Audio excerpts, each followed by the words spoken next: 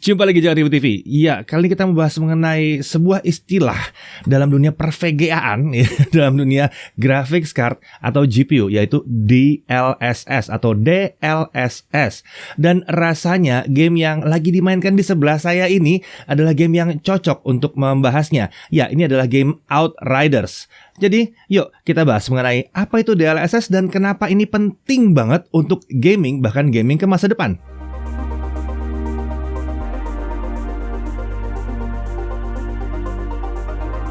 Oke, DLSS. Iya, singkatan-singkatan yang bikin pusing mungkin ya. Ini adalah singkatan dari Deep Learning Super Sampling. Ya, ini sudah kenal belum istilahnya? Atau pernah dengar dan tahu apa efeknya tapi belum tahu sebenarnya apa yang terjadi saat ini dipakai. Nah, ini kita membahas ya. Mari kita coba mengenal si DLSS ini dan melihat sehebat apa fitur dari NVIDIA yang satu ini untuk game ya. Nah, secara sederhana DLSS itu intinya NVIDIA DLSS ini adalah meningkatkan frame rate atau FPS kalian ya saat main game. Jadi kita bisa menikmati game dengan lebih smooth dan lebih nyaman. Tapi apa yang dilakukan di DLSS ini? Oke, supaya FPS-nya atau frame rate-nya atau frame per second-nya itu yang didapatkan bisa lebih tinggi, game itu akan di-render atau ya digambar gitu ya dengan resolusi yang lebih rendah.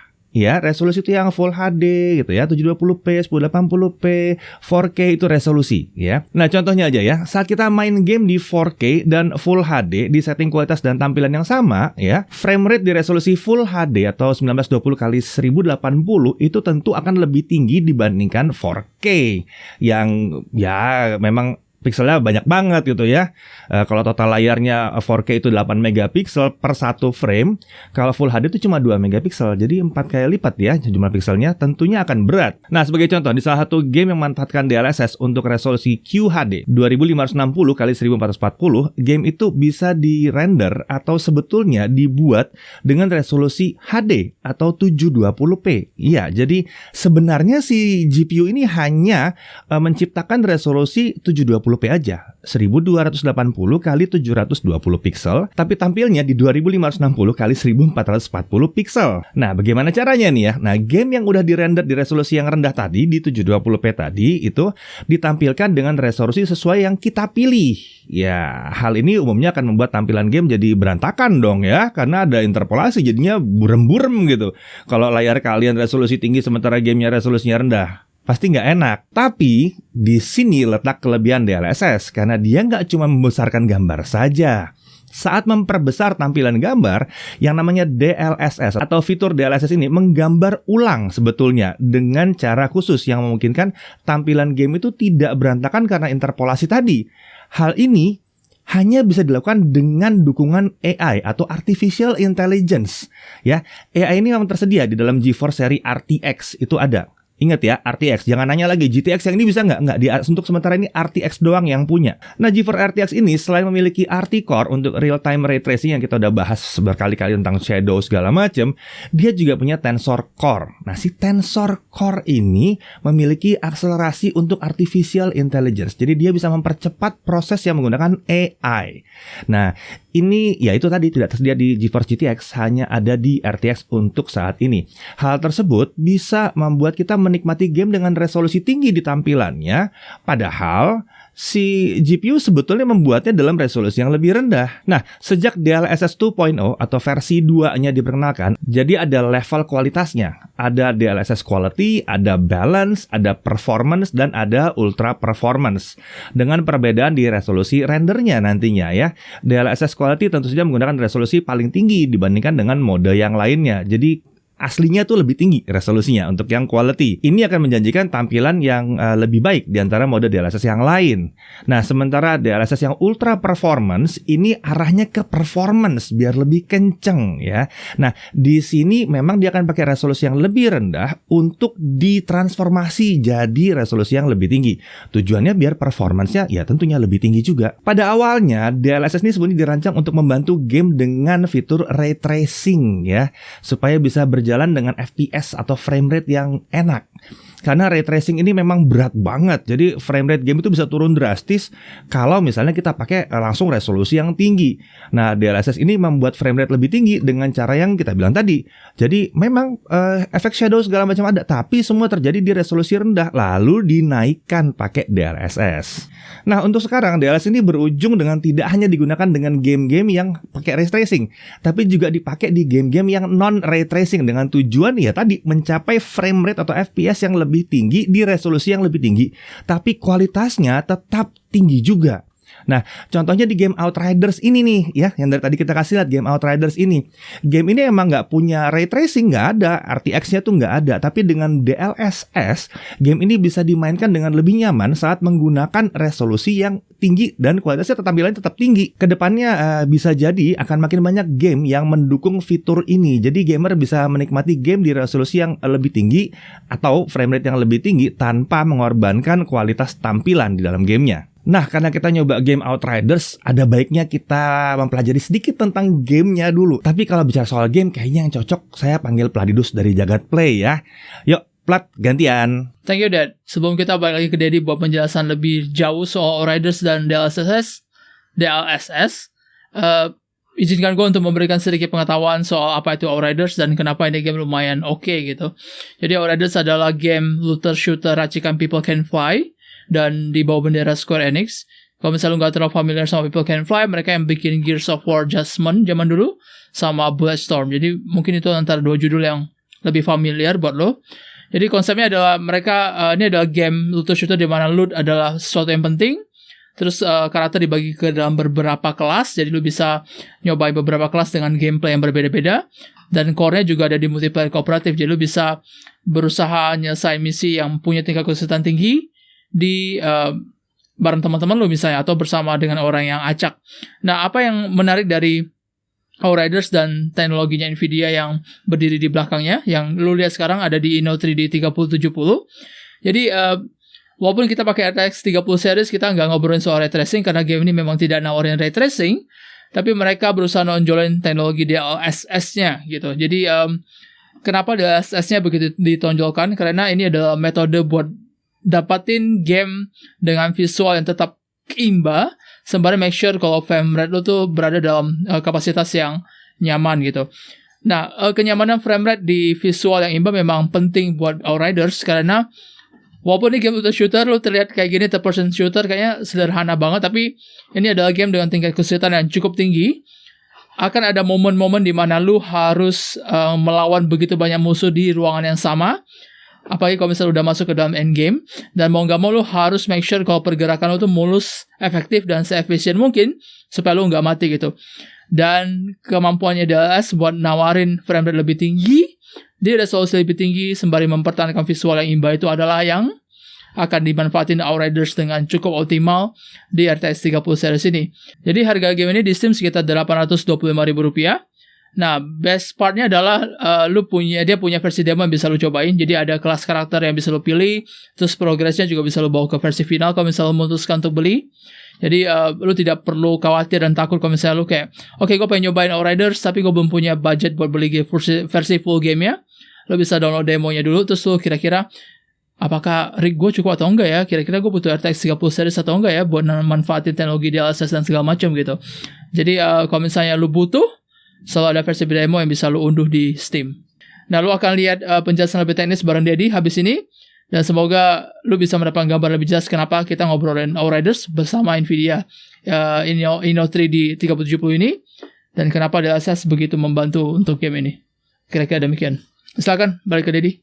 Oke, udah jelas ya dari Pladidus apa itu Outriders ya. Nah, sekarang kita tes si Outriders ini ya. PC yang digunakan untuk pengujian kali ini kita menggunakan spesifikasi ya, graphics cardnya kita pakai Ino 3D GeForce RTX 3070 Twin X2 OC ya. Untuk prosesor kita pakai Core i9 11900K ya. Kemudian motherboard kita pakai Z590, untuk RAM DDR4 3600 2 keping ya, masing-masing 8GB. Kemudian SSD NVMe 256GB, PSU 650W dan tentunya ada coolernya juga. Karena kita akan bahas DLSS, tentunya yang paling penting di sini adalah GPU, ya. Yang ini kita pakai Inno 3D GeForce RTX 3070 Twin X2 OC. GPU-nya pakai GeForce RTX 3070, CUDA Core-nya 5888. Kemudian boost clock-nya itu diklaim bisa mencapai 1740 MHz. Memorinya 8 GB GDDR6 14 Gbps. Memori bandwidth-nya ada di 448 Gbps. Dimensinya adalah 240 x 120 mm dan ketebalan 2 slot ekspansi. Konektor dayanya dia pakai 2 x 8 pin PCIe. Lalu untuk konektor display out itu juga lengkap. Ada satu HDMI 2.1, ada 3 DisplayPort 1.4a. Sistem pendingin dari graphics card ini menggunakan 2 buah fan 90 mm dan 4 buah heat pipe serta heatsink. Ini sesuai dengan namanya ya, Twin X2 ya. Graphics card ini juga dilengkapi dengan backplate untuk menjaga supaya graphics cardnya nggak bengkok. Ya kan, kalau tidur begini ya nggak bakal bengkok, tapi kalau berdiri ada kemungkinan bengkok. Makanya harus ada backplate yang bagus ini ya. Nah, kembali lagi ke pengujian Outriders-nya ya. Ini dilakukan dengan resolusi 4K dengan quality preset di Ultra. Kami hanya mengganti setting DLSS untuk membandingkan pengaruhnya ke frame rate. Nah, hasilnya begini. Oke, dalam kondisi 4K tentunya kita pakai layar 4K juga ya. Dalam kondisi setting 4K, kalau DLSS-nya dimatikan, rata-rata frame rate-nya atau FPS-nya ada di 50,1 FPS. Ya, emang monster VGA ini ya, masih tetap bisa jalan juga ya. Dan 1% lowest frame rate-nya atau frame FPS terendah, 1% FPS terendahnya adalah 32 FPS. Jadi paling rendahnya juga masih oke ya, masih di atas 30 frame per second. Konsumsi daya kita lihat di sini adalah di kisaran 350 watt sampai 380 watt. Masih dengan resolusi 4K, kita hidupkan DLSS-nya. Kali ini kita pakai DLSS Quality ya. Ya, untuk kualitas gambar yang paling maksimal di sini ya. Average frame rate-nya itu bukan turun tapi naik di 68,3 FPS dan 1% frame rate terburuknya ada di hanya 49,2 FPS kurang lebih. Konsumsi dayanya sedikit meningkat di 380 sampai 400 watt. Tentunya ini karena ya si tensor core-nya mulai bekerja di sini ya. Tapi kita mau FPS lebih tinggi lagi nih. Gimana? Bisa pindah ke DLSS Balance, masih tetap 4K. Rata-rata frame rate-nya naik ke 76 FPS sekarang. Dengan rata-rata 1% frame rate terburuknya ada di 52,9 FPS. Konsumsi dayanya naik dikit lagi dari 380 watt ke 410 watt kurang lebih. Hey, saya mau FPS lebih tinggi lagi. Masih bisa pasang DLSS Performance, tetap resolusinya 4K. Di sini frame rate-nya naik ke 86,8 frame per second. Dan 1% frame rate terburuknya itu sudah sampai 60,8 FPS. Jadi terendahnya di 60,8 FPS di sini. Konsumsi dayanya lagi-lagi naik tapi cuma sedikit di 400 sampai 425 watt. Kemudian gimana kalau kita pakai Ultra Performance? Bisa, Ultra Performance kita mau naik lagi FPS-nya bisa. Average frame rate-nya berubah jadi 107,8 FPS. Wow, sampai 100 di sini. Dengan 1% frame rate terendahnya sudah ada di kisaran 60 FPS. Ya nggak jauh beda ya sama yang tadi ada di performance ya. Untuk konsumsi dayanya memang kurang lebih juga sama, tapi ya bermainnya sekarang bukan 400 sampai 425 tapi 410 sampai 425 watt. Sedikit lebih naik. Jadi di sini terlihat ya, pakai DLSS ini memang membuat game Outriders ini berjalan dengan frame rate lebih tinggi dan minimum frame rate-nya atau 1% frame rate terburuknya juga meningkat. Ini yang paling penting. Jadi nggak ada terlalu banyak turun-turun frame rate di situ. Jadi singkatnya kita bisa mengubah frame rate kita hanya dengan mengubah DLSS-nya aja. Dari tadinya kalau tanpa DLSS dia 32 FPS frame rate terburuknya, sementara pada saat DLSS digunakan itu bisa 49 FPS untuk terburuk ya di DLSS Quality hingga sampai bisa 60 frame per second di DLSS Performance. Dan itu kondisi terburuknya. Untuk rata-rata average frame rate-nya itu juga lompat tinggi. Naik dari quality ke balance ke performance hingga ke ultra performance membuat frame rate yang didapatkan meningkat. Tapi konsumsi daya juga naik ya.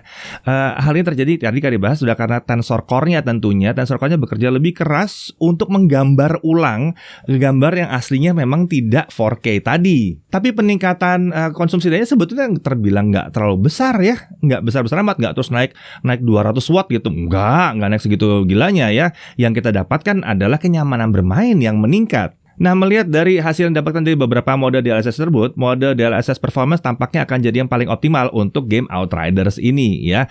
Kita sudah bisa dapat frame rate di atas 60 FPS secara pasti.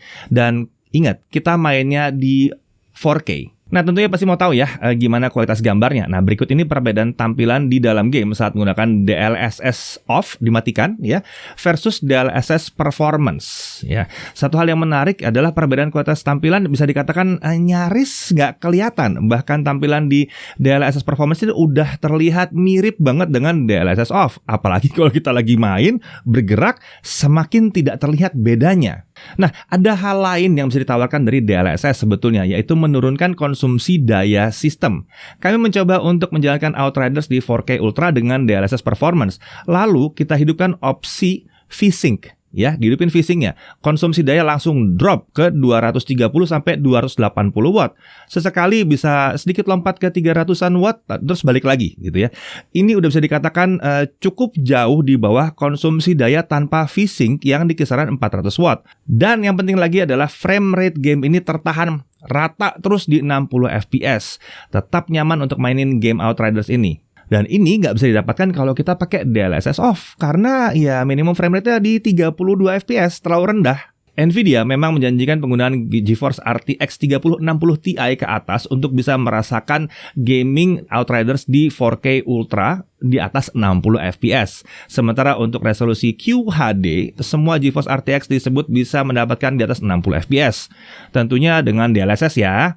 Untuk resolusi Full HD gimana? Bisa loh pakai DLSS, itu frame rate-nya bisa mencapai di atas 144 fps. Ya tentunya ditawarkan dengan RTX 3060 Ti ke atas. Jadi kalau pakai itu ya layar yang 144 Hz, wah kepake banget, ya nggak? Dan game Outriders-nya jadi semakin mantap tentunya ya.